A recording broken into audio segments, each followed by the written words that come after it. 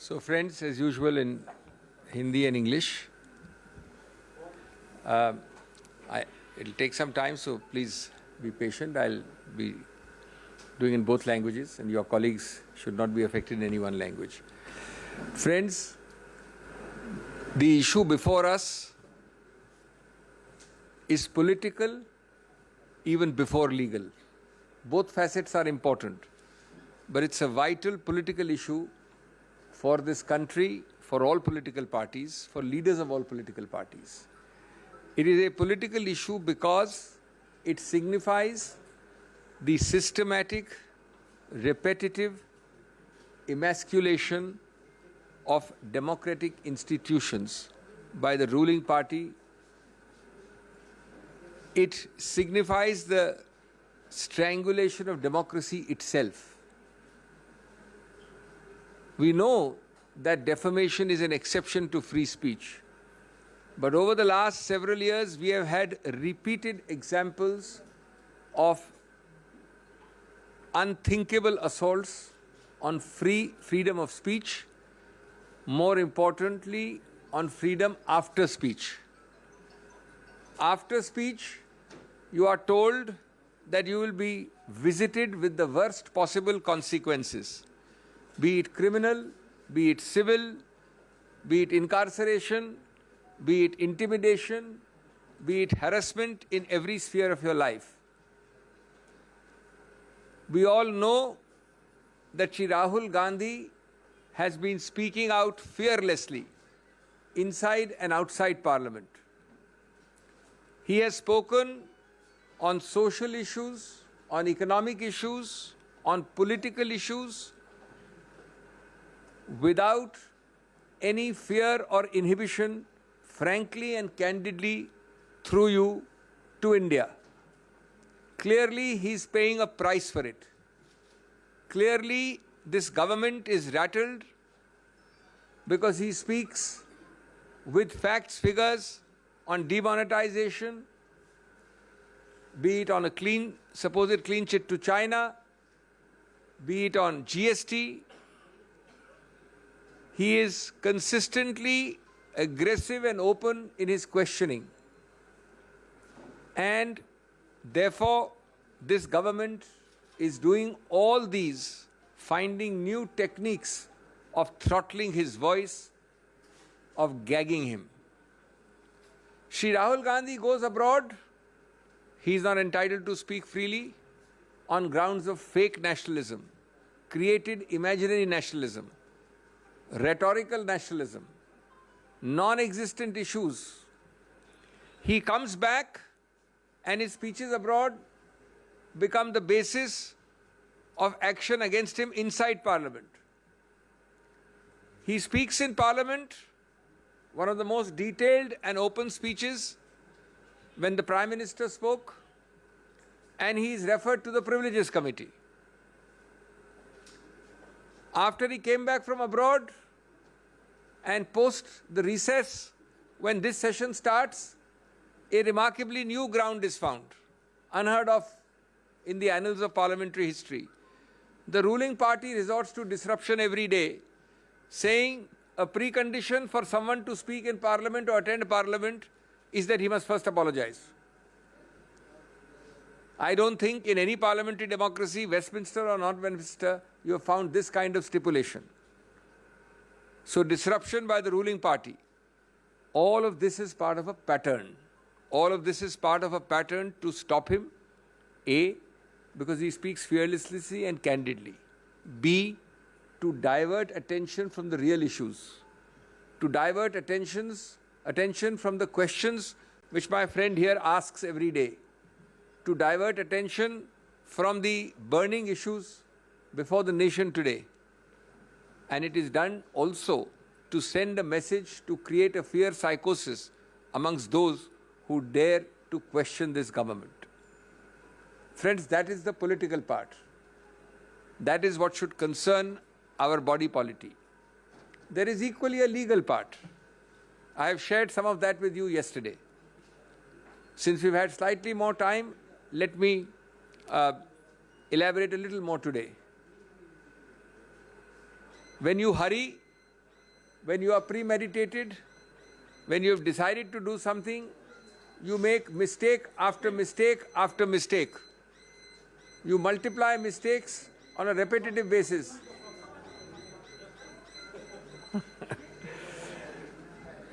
Take for example, the alacrity with which you are moving. Within 24 hours, you are moving with amazing alacrity. I need to remind you that a few months ago, in a case of another political leader from Uttar Pradesh, belonging to the leading party in that state, the Supreme Court, quote unquote, when an immediate by-election was sought to be announced post-disqualification of that person because of conviction, immediately, without waiting for that person to exhaust the legal remedies available, the Supreme Court in that case not only deferred the by-election, but then added, look with what alacrity have you proceeded. This is yet another example. But it gets curiouser and curiouser. As I told you yesterday, there is a provision created in law specifically called 202, which says if allegedly I commit a defamatory offence in place X, in this case Kolar, Karnataka, and if somebody chooses to sue me in Gujarat or Bihar, as in this case Surat, then the magistrate before whom a complaint is filed is mandatorily, I repeat, mandatorily obliged to conduct a preliminary inquiry as to whether he has jurisdiction to start and initiate the proceeding. He has to call for a report either himself or through the police or through agencies. To the best of our knowledge, this point is taken by Shri Gandhi's lawyers, noted in the judgment, and not decided. Admittedly, no inquiry is conducted because there is a tearing hurry to go ahead in a place which might well be without any jurisdiction at all, namely Surat, Gujarat. As I said, it gets curiouser and curiouser. I mentioned another example yesterday. I have the dates now. Let me walk you through it. The complaint is filed approximately in April 2019. I think the exact date is April 16, 2019 at Surat. The magistrate is one Mr. Dave. On 2021, Mr. Rahul Gandhi, in 2021 year, 2 years later in June, appears in the court to record his statement in person. Shri Rahul Gandhi appears in that court. In March 22, that is 3 years after the complaint is filed, and 1 year after Shri Rahul Gandhi appeared there, the complainant files an application against someone Rahul Gandhi. When that application is rejected, possibly by a firm magistrate, obviously he had been called, he had come a second time, you cannot harass people to come again and again, he rejects it. At that point, the complainant rushes to the High Court and gets a stay of his own complaint.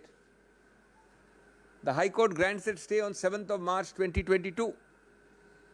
So I file a complaint, I seek a stay of my own complaint. Perhaps days are not auspicious, the climate is not ecologically suitable. Now the same complainant, after a hiatus of 11 months, when he has no interest in his own complaint, suddenly wakes up and goes on 16th February this year, seeking a vacation of the same stay which he himself obtained. And I quote, he pleads, and you must all read between the lines. We will of course take all this in the appeal, we have legal records.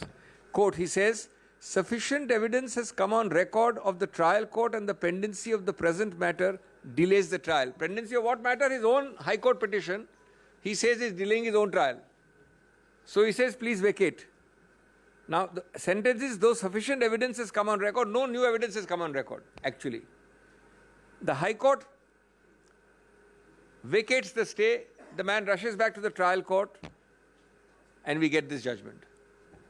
Meanwhile, the magistrate has changed. We were not born yesterday, neither you nor me. चित भी अपनी, पट भी अपनी. There are many more disturbing features about this case. There is a point which we may or may not take. I'm not saying that everything Rahul Gandhi needs to take because he's fearless. He knows in his conscience. He has full reliance on the law. But there is a debatable issue. I'm only flagging the issue, which I did not mention yesterday. That though the conviction is by a court, in Rahul Gandhi's case, the disqualification under Article 103 of the Constitution has to be by the President of India. And under 103, the President of India has to first, before disqualifying Sri Rahul Gandhi, take an opinion, a recommendation from the Election Commission. Admittedly, it is not done. In the interest of fairness and completeness, I must let you know also that in a case called Lok Prahari, the Supreme Court has noted the argument of the Election Commission, which says, the Election Commission says, the Supreme Court does not so hold, that we do not need to go to the President with a recommendation because this is a court conviction. The President has no role in a court conviction case. Though this point is noted by the Supreme Court in the Lok Prahari case, it is not decided. The Election Commission, no doubt, has issued circulars saying, in such cases of conviction, we don't need to go to the Honorable President. But my question is a little different. If the constitutional Article 103 says so, neither the practice of the Election Commission, nor indeed a recordal of a submission of the Election Commission to the Supreme Court, nor indeed a recordal by the Supreme Court can change the Constitution. The highest law of the land is the Constitution. The text of the constitutional article cannot be diluted by a practical approach saying it's a conviction by a court, therefore President is excluded. That is itself a questionable exercise, this immediate issuance today of a disqualification, but we let it be. We are confident that we will get a stay of conviction. A stay of conviction will remove the very basis of this disqualification. This disqualification is nothing but consequential. When the foundation goes, namely the conviction is stayed, the consequences of an illegal foundation will also go. But obviously, as the Election Commission knows, as the Government of India knows, as the BJP knows, it takes time to draft, to file. They are taking advantage of that time, hot-footing it by these disqualification notices. But we have full faith in the law and the majesty of the law, and we believe that we will emerge victorious in the near future. दोस्तों, आज जो मुद्दे आपके समक्ष हैं, उनके दो व्यापक आयाम हैं. एक राजनीतिक है, एक कानूनी है. लेकिन राजनीतिक आयाम सबसे महत्वपूर्ण, सबसे व्यापक, सबसे अहम है. पहले मैं उसका जिक्र करूं संक्षेप में. पहला बिंदु उसका ये है कि जानबूझकर, बार बार, सोच समझकर, एक सूझे बूझे तरीके से इस सरकार ने हर गणतांत्रिक संस्था को खत्म करने का प्रयत्न किया है, उसको चोक करने का प्रयत्न किया है, उसमें रोकथाम करने का प्रयत्न किया है. सबसे बड़ी संस्था उनके मायने में जो उनके लिए बाधा है, वो है स्वतंत्र, निष्पक्ष, निडर बोलना, बोलचाल, जो हमारे संविधान की एक महत्वाकांक्षा ही नहीं, एक मानव अधिकार है, मूलभूत. इस सरकार ने, इस केस की बात नहीं कर रहा हूं मैं, श्री राहुल गांधी की, सैकड़ों केसेस में 2014 के बाद ऐसे येन केन प्रकारेण कदम उठाए हैं जो हर नागरिक के स्वतंत्र, निडर बोलने के अधिकार क्षेत्र में बाधा डालें, बार बार. और उसके उदाहरण आप जानते हैं. बोलने की स्वतंत्रता और बोलने के बाद की स्वतंत्रता, दोनों को सीधा निचोड़ने का प्रयत्न किया इस सरकार ने बार बार.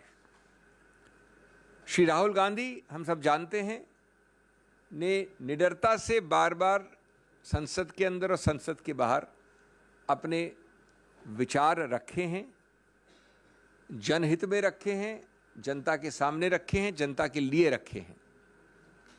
उन्होंने सामाजिक, आर्थिक, राजनीतिक, विदेश नीति इत्यादि इत्यादि सब मुद्दों पे पूरा बोला है, बिना झिझक के बोला है। और वो आज उसकी कीमत चुका रहे हैं, क्योंकि उनके सवाल, उनके वक्तव्य अच्छे नहीं लगते उन लोगों को जिन्होंने वो गलतियां की हैं, जिसके बारे में विवरण करते हैं श्री राहुल गांधी। कभी डिमोनेटाइजेशन ले लें, कभी चीन को क्लीन चिट का मामला ले लें, कभी जीएसटी ले लें। ये सब मुद्दे वो हैं और इनके अलावा और भी हैं जो इस सरकार को, जिनसे घिन्न है और जो उठाते हैं उनको दंडित करना उनका अनिवार्य रूल है। राहुल गांधी विदेश जाते हैं तो बोल नहीं सकते। एक झूठे आडंबरी राष्ट्रवाद के आधार पर उनकी आवाज को रोका जाता है। एक अजीबोगरीब बनाई हुई बनावटी राष्ट्रवाद का बहाना लेकर उन पे आरोप लगाए जाते हैं। बाहर गए उसके आधार पे जब वापस आते हैं तो कहते हैं कि आप यहां नहीं बोल सकते जब तक कि आप माफी नहीं मांगे।